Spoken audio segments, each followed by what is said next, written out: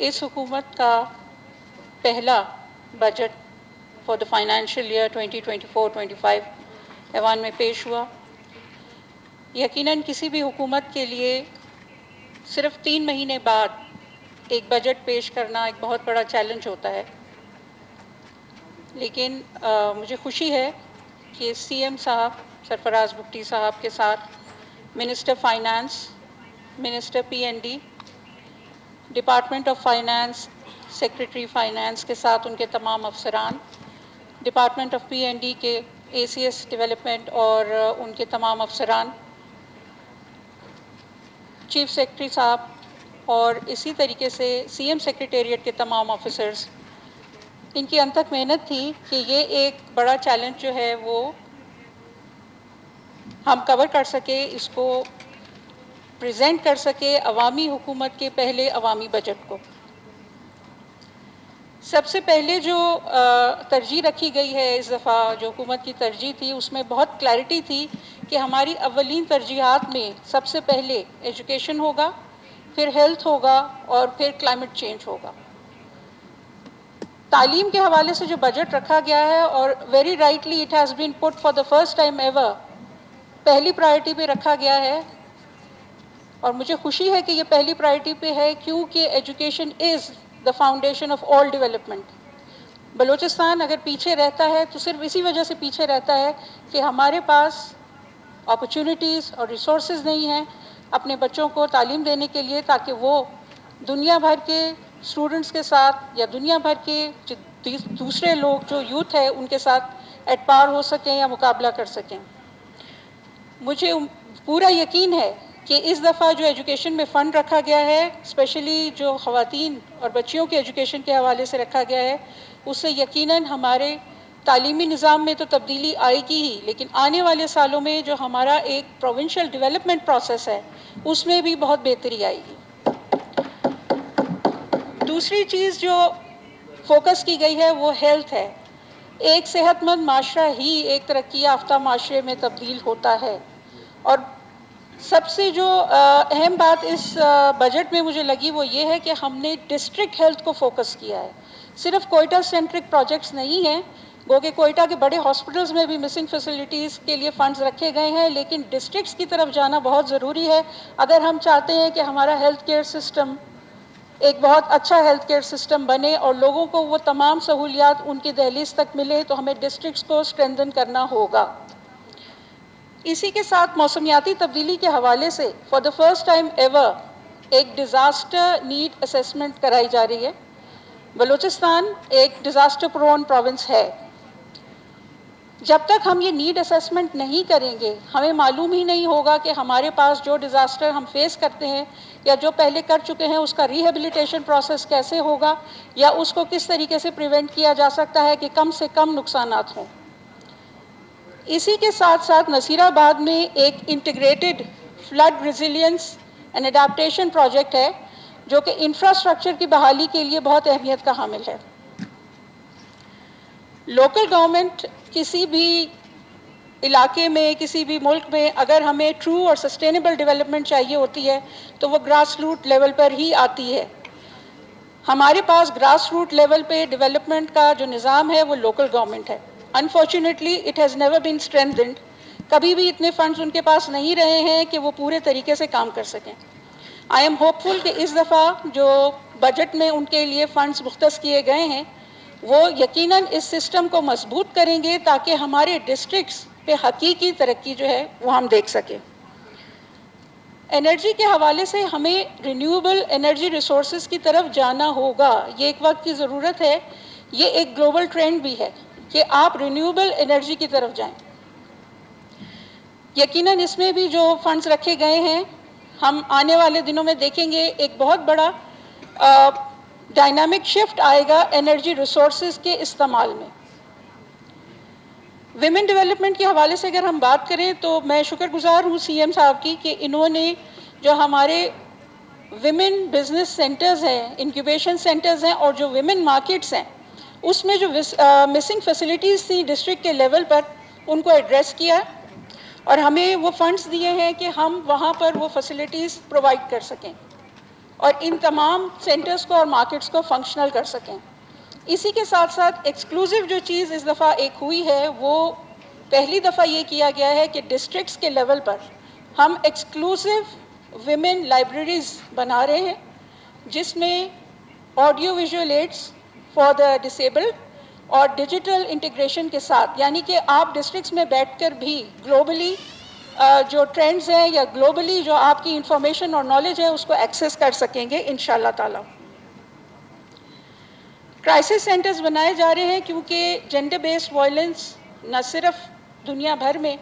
بلکہ بلوچستان میں بھی ایک گروئنگ ٹرینڈ ہے، اور اس کے حوالے سے بھی ہمارے ہاں ہماری حکومت اس کو اولین ترجیح میں رکھ رہی ہے اور اس کے اوپر کام کر رہی ہے۔ ڈیزرونگ اسٹوڈنٹس کے لیے، ٹرانسجینڈرس کے لیے اور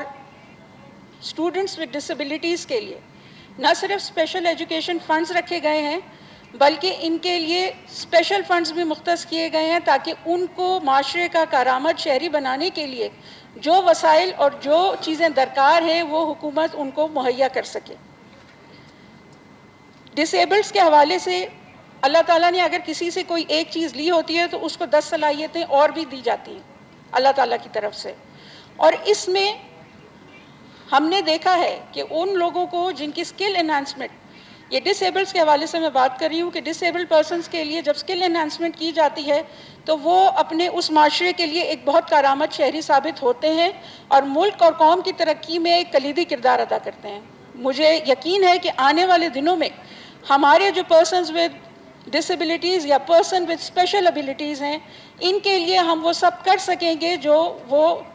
ان کا حق ہے۔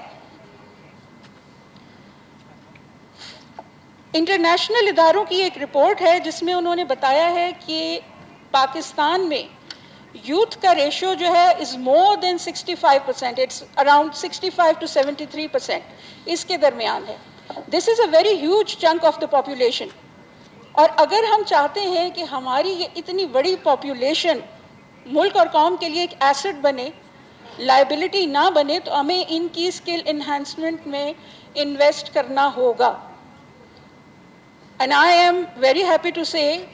کہ سی ایم صاحب کی قیادت میں for the first time ever youth policy Balochistan کی متعارف کرا دی گئی ہے، اور اس کے تحت اسکالرشپس کے ساتھ ساتھ اسکل انہانسمنٹ پہ بھی بہت کام کیا جا رہا ہے، جس میں مختلف ادارے ہیں جو کہ فیڈرل لیول سے بھی ہیں اور جو کہ مختلف انٹرنیشنل آرگنائزیشنز کے ساتھ بھی ہیں، ان کے ساتھ کولیبریشن میں اسکل انہانسمنٹ پہ کام ہوگا تاکہ لوگ اپنی اپنی صلاحیتوں کو استعمال کرتے ہوئے ملک اور قوم کی ریونیو جنریشن میں اور ملک اور قوم کی حقیقی ترقی میں اپنا کردار ادا کر سکیں۔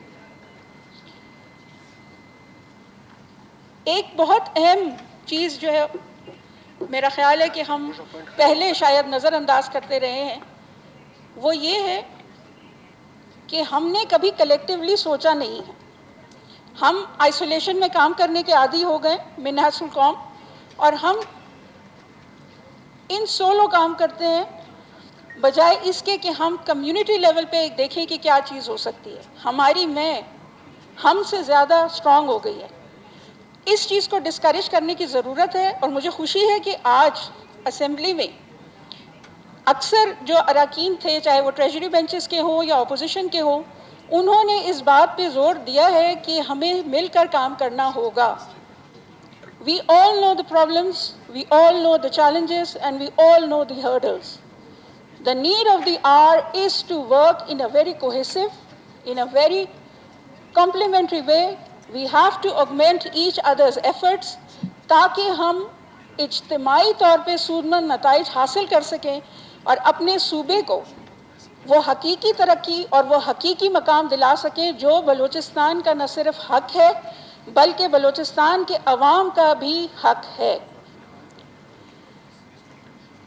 آخر میں تمام اراکین کے ساتھ ساتھ لیڈر آف دی اپوزیشن کا بھی شکریہ ادا کرنا چاہوں گی کہ انہوں نے اس بار بجٹ پریزنٹیشن بہت خوشگوار ماحول میں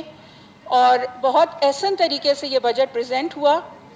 اللہ تعالیٰ سے دعا ہے کہ آنے والے سالوں میں جتنا یہ ٹینیور اسمبلی کا ہے اس میں ہم اسی طریقے سے مل کر اجتماعی طور پر کام کریں تاکہ صوبہ آگے کی طرف جائے۔ In the end, I would like to thank you, Mr. Speaker,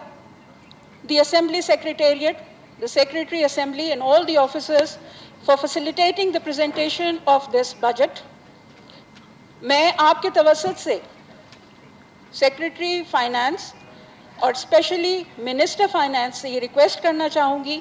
कि जिस तरीके से गवर्नर हाउस के मुलाजमीन, सीएम सेक्रेटेरिएट के मुलाजमीन और फाइनेंस डिपार्टमेंट के मुलाजमीन के लिए फाइनेंस डिपार्टमेंट बोनस की नोटिफिकेशन जारी करता है, उसमें असेंबली के अफसरान और असेंबली के मुलाजमीन को भी नोटिफाई किया जाए, क्योंकि जब तक आपकी हमारे साथ ये कोऑपरेशन और फैसिलिटेशन नहीं होगी, हम तमाम मेंबरान तक ये बजट की कॉपीज़ टाइमली और ये बजट की प्रेजेंटेशन एक ऐसे तरीके से मुमकिन नहीं है। आखिर में मेरी दुआ है कि अल्लाह ताला हम सब को, मुझे, आपको और यहाँ मौजूद तमाम अरकान असेंबली को और तमाम अफसरान को ये तौफीक दें कि हम सब मिलकर अपने सूबे की हकीकी तरक्की के लिए काम करें और अपने सूबे को एक रोशन मुस्तकबिल दें। वस्तगफिरुल्लाह इन्नल्लाह गफूरुर रहीम व आखिरु दावाना अनिल हम्दुलिल्लाहि रब्बिल आलमीन।